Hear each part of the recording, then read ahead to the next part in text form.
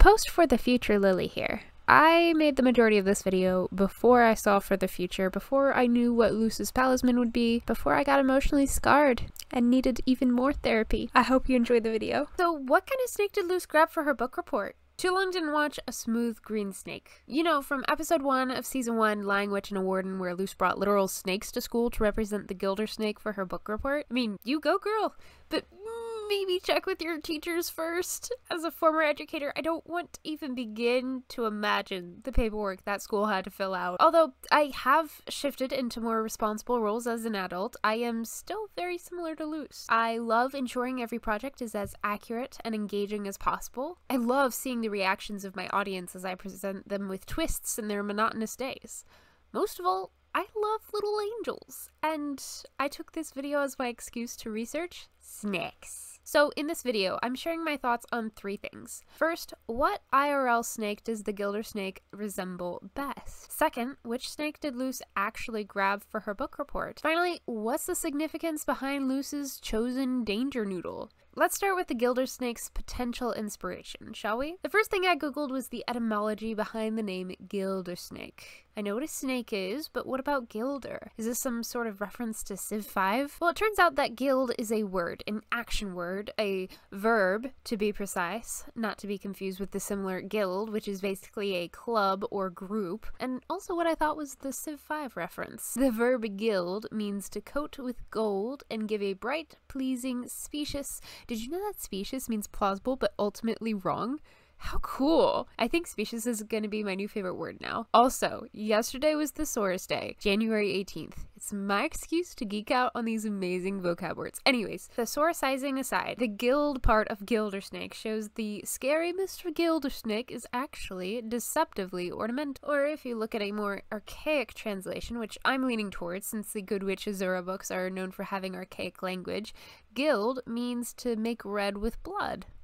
Hey, cool. I searched up bloody snake and found a list of top 10 dangerous snakes. The most dangerous snake being the Oxyuranus microlepidatus, which, get ready, quote, delivers a witch's brew of toxins that includes but is not limited to hemorrhaging in blood vessels and tissues. Dangerous, bloody, witch's brew? That is a solid choice for a gildersnake, y'all. Look at the good boy.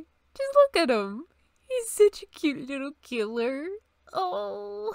Now, how about that cute little green snake that Luce brought to school? I mean, I kind of spoiled it already. It's probably a smooth green snake based on coloration, but I didn't start out with that conclusion. No, I started out by researching garter snake. Garter snakes eat amphibians mostly, followed by earthworms, mice, fish, and other unnamed treats. Then, the garter snakes are eaten by hawks, crows, raccoons, otters, shrews, and more. And garter snakes are heterothermic, making them extremely adaptable for a variety of environmental changes, like switching between the demon and human realm. That's plenty of owl house symbolism on top of that little cute little Luce clip. Unfortunately, these cute little danger noodles are viviparous, meaning they don't lay eggs. And Research Lily figured, you know what? I'll bet the gildersnake is a nod to her talisman. I think her current egg talisman will be a snake. I'm gonna find an egg-laying snake. So, while Luce could have totally grabbed a garter snake, I shook my head and kept going. And surprisingly,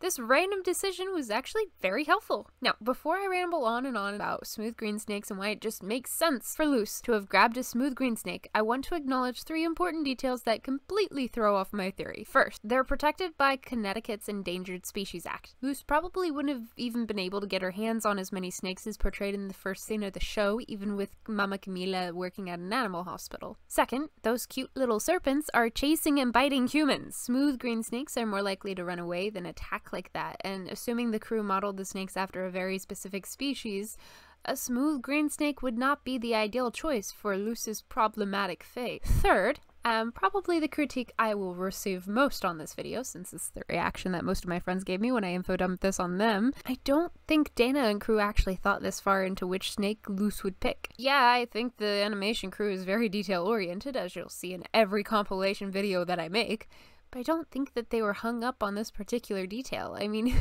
I think the animation crew cared more about the flowers that Warden Wrath offered Ida. I mean, come on, have you read my fanfic about that? Or, you know, the other 20 minutes of the episode and bringing to life Dana's vision for the Boiling Isles. That's important too, I guess. So before I begin, I just want to acknowledge that this is all in good fun. It's a cool observation, a cool coincidence, but till I get confirmation from the Owl House crew themselves, I'm not calling this a serious theory. I think it's just serendipity. So why a smooth green snake? Reason 1 is coloration. Smooth green snakes are, well, green, much like the danger noodles featured in this episode. Reason 2, behavior. Although these snakes were depicted as attack noodles, they had to have been neutral and non-violent enough for Luce to have handled so many before and during school. Smooth green snakes are docile and calm down after being held for a while. It matches up. Reason 3, predators. Smooth green snakes are defeated by red-tailed hawks, raccoons, foxes, and the common house cat. Oh, also, the Wikipedia article listed the smooth green snake's unnatural predators too. Pesticides, road building, human recreational activities, pollution, livestock grazing, collectors. Wait, these are just some fun details that make smooth green snakes my favorite candidate for which snake Luce would have grabbed. But wait, there's more. The thing is, smooth green snakes aren't the only runner track star snakes. It's an actual pattern across most snakes that planar coloration is usually found with snakes that tend to run away from conflict and potential predators, whereas more complex coloration and irregular banding, blotched, spotted patterns are more often found with fighter snakes. The assumed reason for this is actually really cool. Complex coloration allows snakes to blend in easier when they stay still, and the plain coloration helps disguise the snake's sprinting snacks. Yes, the sprinting snacks. Plain coloration helps disguise the snake's sprinting strats, making it hard to see them amidst the grass that they may be running through. And this little evolutionary feature is, intentional or not, actually reflected in Luce's character development across the entirety of the Owl House. When we first meet Luce, she's a girl that runs away from problems. She uses fantasy as a means of escapism from reality. She uses her brain more than her weak nerd arms.